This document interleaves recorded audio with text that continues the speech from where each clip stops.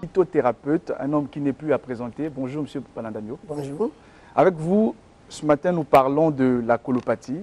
Et lors de l'émission précédente, vous disiez que la colopathie est un dysfonctionnement de l'intestin grêle causé par une mauvaise digestion.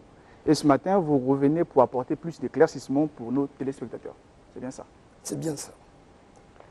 Mais comme je l'ai dit le dimanche passé, la colopathie, c'est une maladie, une pathologie qui est plus gérée avec l'intestin grêle. Lorsque l'intestin grêle se retrouve en dysfonctionnement avec le gros intestin, il crée ce qu'on appelle une colopathie fonctionnelle parce que le côlon du petit intestin devient malade et à ce niveau-là, il vous crée beaucoup de pathologies secondaires qui sont comme la constipation. De la constipation, vous allez aux hémorroïdes. De côlon intestinal, l'intestin grêle, vous allez à l'estomac. De l'estomac, il peut vous créer ce qu'on appelle l'ulcère du pancréas. Il peut vous créer ce qu'on appelle les maladies du foie. Et il y a tant d'autres, comme la faiblesse sexuelle, comme les gens aiment toujours le dire. Donc vous avez moins de désir sexuel. Vous avez eu, à l'homme, vous avez également les éjaculations précoces qui s'annoncent. Chez la femme, vous avez votre col devient ouverte et de temps en temps, vous allez sentir que vous avez une perte. Et à un moment donné, vous allez vous retrouver avec des relâchements de grossesse. Alors, voilà pourquoi j'ai souvent dit que la colopathie est l'une des pathologies sérieuses que chacun de nous doit faire très attention. La colopathie est une pathologie sérieuse. Monsieur Balandamio, vous disiez également qu'il fallait bien digérer après avoir pris un repas. Et on aimerait avoir plus de précisions sur comment faire pour avoir une bonne digestion. Vous savez, pour avoir une bonne digestion, il faut mieux se préparer. Il y a certains produits aliments qu'il faut éviter, et comme les crudités, comme les haricots secs, ou les viandes gras, le porc, le mouton, et souvent éviter également les viandes rouges le soir avant de dormir. Voilà un peu là où on peut aller dans des alimentations plus sérieuses pour ne pas tomber en colopathie. Maintenant, partant de votre expérience en médecine traditionnelle, nous aimerions quand même savoir comment vous faites, par exemple, pour soulager une personne qui a une crise de colopathie. Vous savez, lorsque la personne a une crise de colopathie, la première des choses, vous savez, lorsque vous allez en médecine conventionnelle, ils sont obligés de créer d'urgence que vous allez faire une diarrhée pour permettre que le côlon puisse glisser. Et au niveau de la médecine traditionnelle, on fait également autant. On a des produits qui vous permettent de faire la diarrhée. C'est quoi les produits? La tisane? Oui, ce sont des tisanes qui sont là. Vous savez, quand on parle de la médecine traditionnelle, on n'utilise que le bio.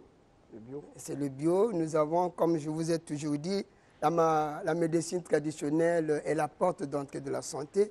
Et quand vous vous intéressez au bio, facilement, vous avez des résultats. Mais c'est quoi les types de plantes vous utilisez? Quel type de plantes vous utilisez pour traiter? Vous savez, nous avons beaucoup de types de plantes. Quand Dieu a créé, il dit à Adam, voilà, j'ai donné la nature, identifie la nature. Donc chaque plante a ses vertus. Et ces vertus permettent également à gérer chaque pathologie. Mais ces plantes-là, ces vertus, est-ce que ça ne cause pas aussi peut-être d'une manière ou d'une autre d'autres pathologies liées? Vous savez, j'ai toujours dit et je le redis toujours, éviter l'automédication. Il faut avoir quelqu'un qui connaît pour mieux sortir de votre pathologie. Mais si vous rentrez dans l'automédication, où vous allez retrouver, moi je traite la colopathie, moi je traite l'estomac, il faut faire toujours très attention parce qu'il y a des plantes qui sont toxiques que les gens ne maîtrisent pas. Et facilement, comme il dit, bon, écoutez, on peut le gérer dans le genre de la pathologie, et puis il crée. Alors que ce sont des plantes toxiques. Voilà pourquoi il faut savoir gérer la personne qui connaît pour mieux sortir de votre état de santé. Monsieur Balandamio, pour revenir un peu sur la digestion, tout à l'heure dans l'entrevue que nous avons eue, vous me disiez également qu'il fallait éviter de consommer très souvent l'alcool avec de l'œuf. Ça veut dire? Oui, ben c'est dans le cadre de conseils. Quand je conseille, je dis attention, ne mangez plus après 21h, il faut manger avant 21h. Et quand vous mangez après 21 h, évitez de manger la viande rouge. Et lorsque vous voulez vous manger, ne prenez pas de l'eau en mangeant. Si vous voulez manger après avoir pris de l'eau, parfois prenez de l'eau tiède. Ne prenez pas de l'eau glacée.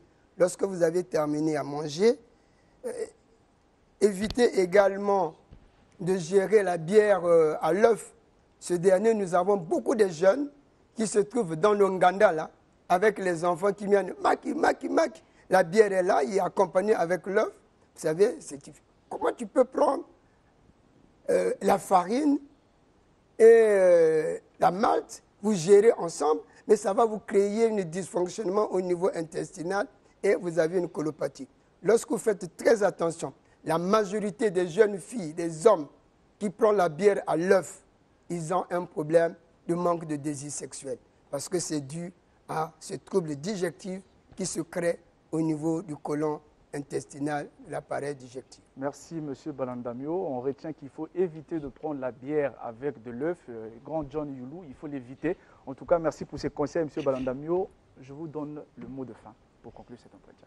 Mais le mot de fin, je reviens toujours à dire aux amis que j'invite toujours les deux médecines de travailler en harmonie. Pour sauver notre nation, il faut que les deux médecines travaillent en collaboration. Je crois que depuis 2014, déjà le MES avait donné déjà un top l'autorisation, mais pour nos amis qui restent encore dans leur angle, évitons. Parce que travaillons en harmonie avec la médecine traditionnelle et la médecine moderne pour le bien-être de notre population. Pour ceux qui veulent me contacter, vous passez à l'arrêt pharmacie de Mukondo, entre la rue Ngaliema et la rue Zola, sur le goudron. On a écrit Santé naturelle Baviri. C'est une pharmacopée. Les contacts, vous prenez le 06 695 35 20, 06 695 35 20, le 07, le 05 526 15 07 et Pointe-Noire 06 693 01 55. Merci, M. Balandamio. Vous restez avec nous sur le plateau. Le temps pour moi de m'entretenir avec Mme Agapé.